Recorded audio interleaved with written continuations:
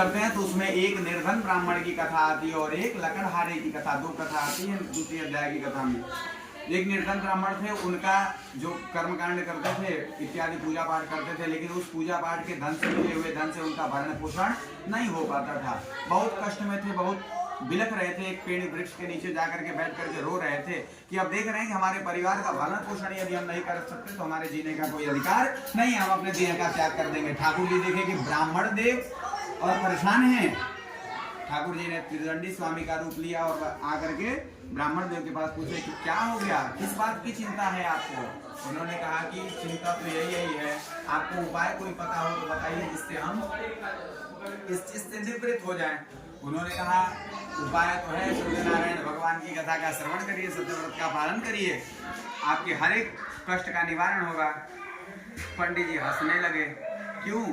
क्योंकि भैया इधर तो खाने के लाले पड़े हैं, जब हमारा भरण पोषण ही नहीं हो पाता हमारी कमाई से तो हम भगवान की कथा क्या करेंगे। तो ठाकुर जी ने कहा कि आपको कथा करने के लिए कौन कह रहा है, आप संकल्प करो बस, क्योंकि करना आपके बस की बात नहीं है, करेंगे वही।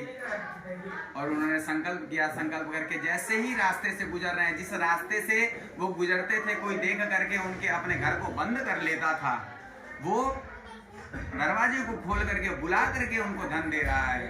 ये ब्राह्मण देव धन रखा हुआ है, कुछ अन्न रखा हुआ है, ले जाइए, क्योंकि ठाकुर जी की कृपा उनके ऊपर हो चुकी थी।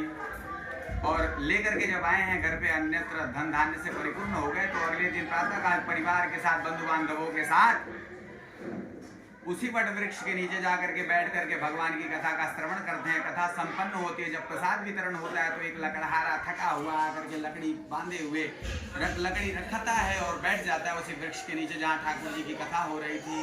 कथा का प्रसाद ठाकुर जी के प्रसाद लकड़हारे के पास भी जाता है। लकड़हारा पूछता है ये कैसा प्रसाद है, और बताते हैं ब्राह्मण देव कि ये प्रसाद इस प्रकार से है। उन्होंने कहा मैं भी संकल्प करता हूँ, मैं भी ठाकुर जी की कथा का श्रवण करूंगा, यदि मेरे भी दुख दूर हो जाएंगे।